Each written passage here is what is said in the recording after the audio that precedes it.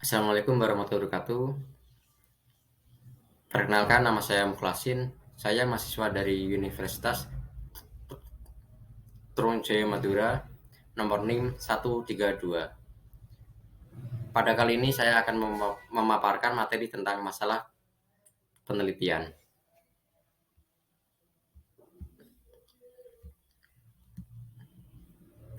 Yang pertama ada latar belakang penelitian.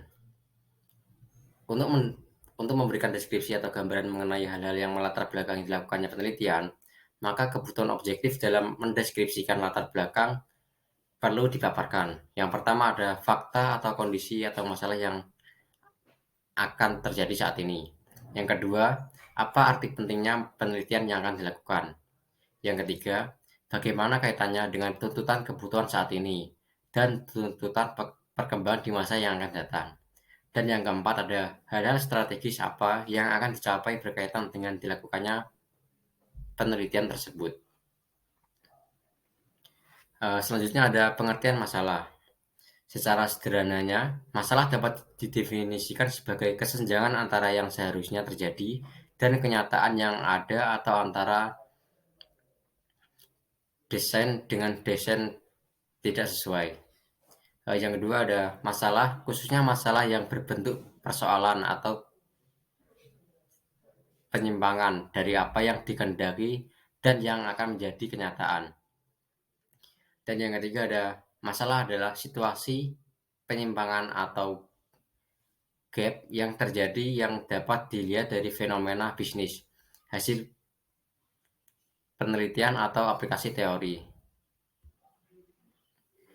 Dan yang keempat ada suatu masalah tidak harus menuntut atau menimbulkan suatu penelitian, tetapi penelitian dilakukan oleh karena adanya masalah.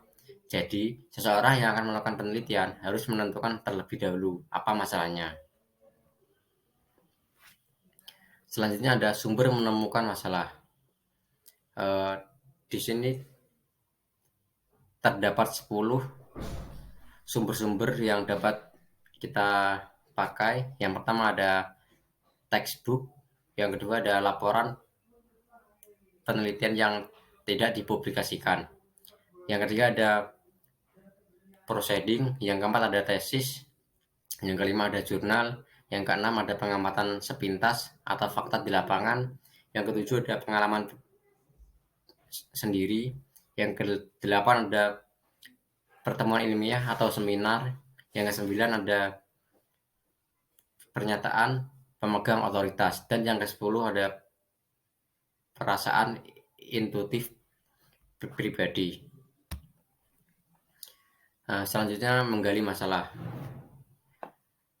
Di dalam menggali masalah ini terdapat latar belakang masalah yang isinya mencakup rumusan masalah, dan rumusan masalah juga mencangkup rumusan masalah penelitian dan fenomena bisnis atau data lapangan.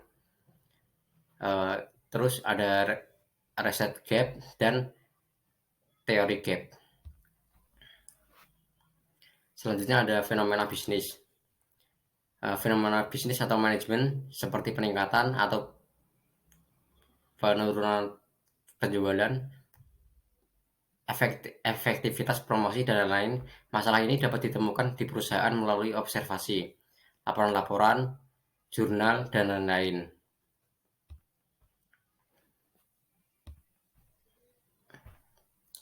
Selanjutnya ada gap reset.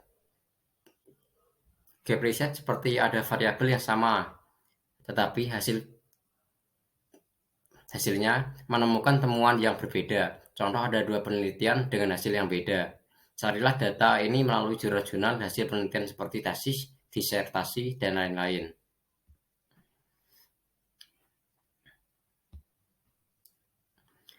Yang selanjutnya ada gap teori. Di sini mengkaji teori dan membandingkan berbagai teori yang kemudian digugat dan menawarkan teori baru. Selanjutnya ada pemilihan masalah. Setelah masalah-masalah diidentifikasi, belum menjadi jaminan bahwa semua masalah tersebut layak dan sesuai untuk diteliti, sehingga perlu dipilih salah satu atau beberapa masalah yang paling baik dan layak untuk diteliti. Nah, selanjutnya ada pertimbangan pemilihan masalah. Ini dapat dilakukan dengan dua arah. Yang pertama dari arah masalahnya, dan yang kedua dari arah penelitiannya. Selanjutnya ada perumusan masalah. Masalah perlu dirumuskan dengan tujuan agar permasalahan jelas dan tidak menimbulkan keraguan atau tafsir yang berbeda-beda, sebab masalah tersebut nantinya akan digunakan sebagai dasar pengajuan teori dan hipotesis, pengumpulan data, pemilihan metode analisis, dan penarikan kesimpulan. Selanjutnya ada rumusan mengenai bagaimana sebuah masalah akan dipecahkan melalui sebuah penelitian ilmiah. Teknik perumusan masalah penelitian. Yang pertama ada dirumuskan dalam bentuk kalimat pertanyaan. Yang kedua, singkat, jelas, dan padat.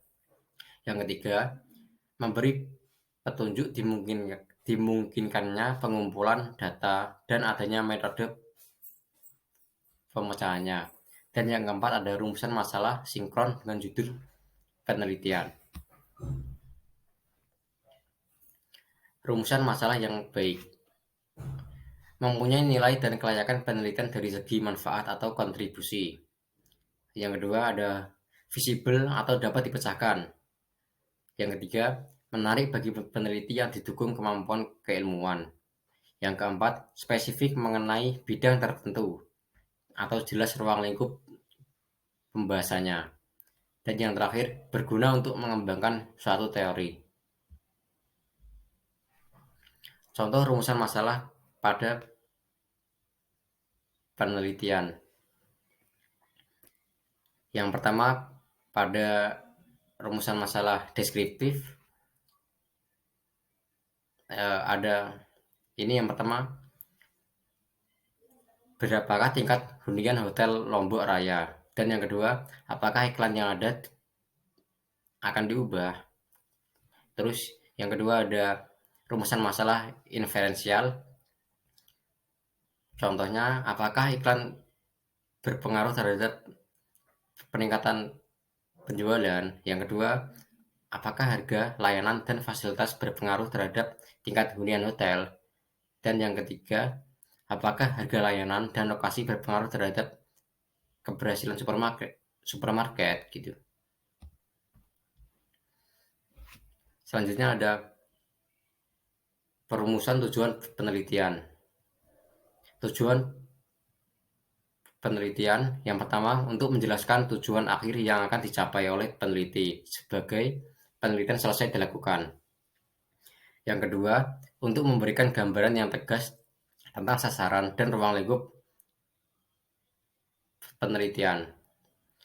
Teknik merumuskan tujuan penelitian. Yang pertama, singkat dan spesifik. Yang kedua, diarahkan untuk menjawab permasalahan yang telah dirumuskan.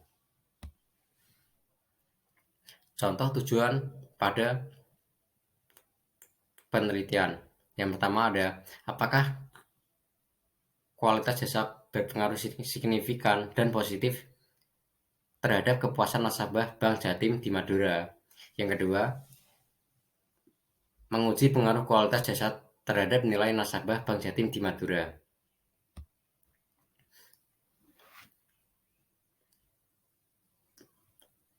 Selanjutnya ada manfaat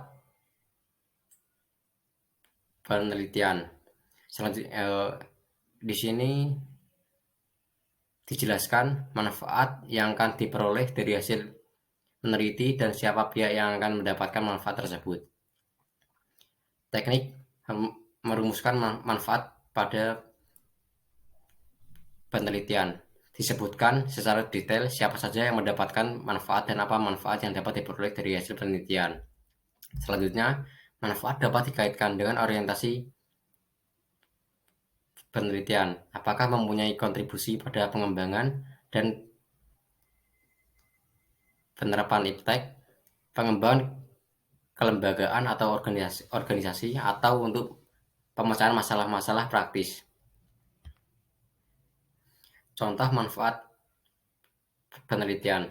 Yang pertama, bagi peneliti. Hasil dari penelitian ini diharapkan dapat memberikan manfaat bagi peneliti dalam hal wawasan dan pengetahuan tentang syariah relationship marketing, dalam meningkatkan kepuasan dan loyalitas nasabah di dunia perbankan syariah, khususnya di BPRS Bakti Sumekar Sumeneb. Yang kedua, bagi civitas akademika. Di sini dapat bermanfaat bagi mahasiswa ekonomi syariah sehingga dapat dijadikan rujukan referensi untuk semua kalangan khususnya di prodi ekonomi syariah. Selanjutnya ada bagi instansi atau lembaga keuangan. Di sini dapat dijadikan masukan bagi praktisi dan pihak manajemen perbankan dalam meningkatkan kualitas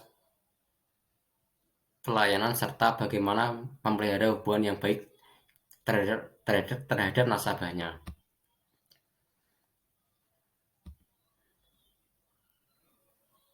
Selanjutnya di sini ada pemilihan tema, topik, dan judul pada penelitian. Yang pertama ada tema yang diperlukan untuk mengarahkan ruang lingkup dan bidang telaah yang akan dipelajari oleh si peneliti. Yang kedua ada topik yang berkaitan dengan garis pembahasan. Di sini ada dasar-dasar pemilihan tema dan topik. Yang pertama, ada kemampuan untuk melaksanakan. Yang kedua, data dapat diamati. Dan yang ketiga, berkaitan dengan kebutuhan masyarakat. Judul di sini dapat dirumuskan atau dibuat berdasarkan masalah-masalah yang akan diselidiki. Judul penelitian harus mampu memberikan gambaran umum atau gambaran keseluruhan masalah dan atau masalah-masalah yang akan diungkapkan.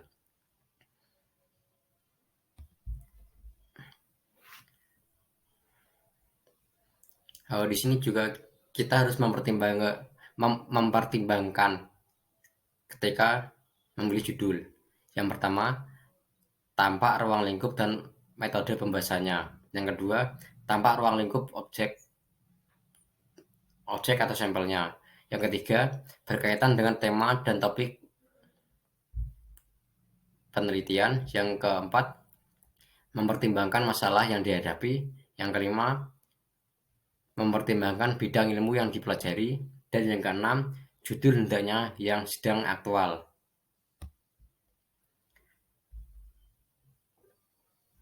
Judul hendaknya dibuat secara singkat atau jelas. Tidak perlu semua variabel disebutkan dalam judul. Tidak berarti ganda atau dapat ditafsirkan. Menggunakan istilah yang sudah umum. Menggunakan bahasa baku.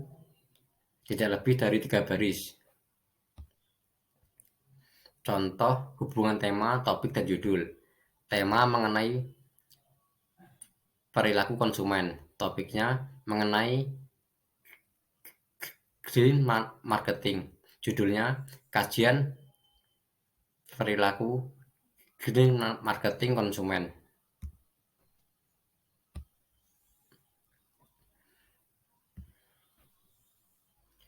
Analisis indeks kepuasan masyarakat terhadap pelayanan publik BRSUD Kabupaten Bangkalan Madura. Analisis faktor-faktor yang mempengaruhi perilaku konsumen terhadap keputusan beli atau studi pada konsumen kosmetik di Bangkalan. Model pemberdayakan UMKM melalui intensifikasi dan integrasi sistem komunikasi sebagai dasar untuk mempercepat penguatan pada kelompok sentra di Kabupaten Bangkalan. Model pemberdayaan UKM batik melalui pengembangan jaringan dengan jaringan retail modern untuk meningkatkan kinerja bisnis pada kelompok sentra di Kabupaten Pamekasan Madura. Model pemberdayaan untuk meningkatkan kinerja bisnis UKM batik di Madura melalui sistem komunikasi terintegrasi. Model pengembangan industri retail berdasarkan analisis lingkungan di Pulau Madura. Model peningkatan budaya pembelajaran organisasi untuk menciptakan daya saing UMKM di Madura. Teknik menyusun latar belakang. Ferdinand mengungkapkan fenomena manajemen atau bisnis, riset gap, dan teori gap, terutama yang didapatkan dari penelitian terdahulu, mengenalkan code reset problem dan dikembangkan menjadi naskah yang merupakan sebuah outline dari roadmap penelitian. Menulis diawali atau dimulai dari sesuatu pemikiran yang luas, makin lama makin menyempit pada bidang yang menarik yang perlu diteliti, dan di tempat itulah dirumuskan atau riset masalahnya.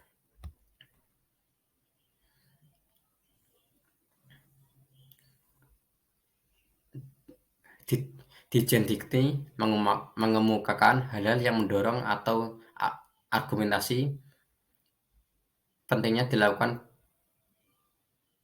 penelitian, menguraikan proses dalam mengidentifikasi masalah-masalah, dan mengungkapkan pentingnya masalah tersebut diteliti. Mungkin hanya itu yang bisa saya jelaskan. Jika ada yang kurang atau ada yang salah, mohon dimaafkan. Sekian dari saya. Wassalamualaikum warahmatullahi wabarakatuh.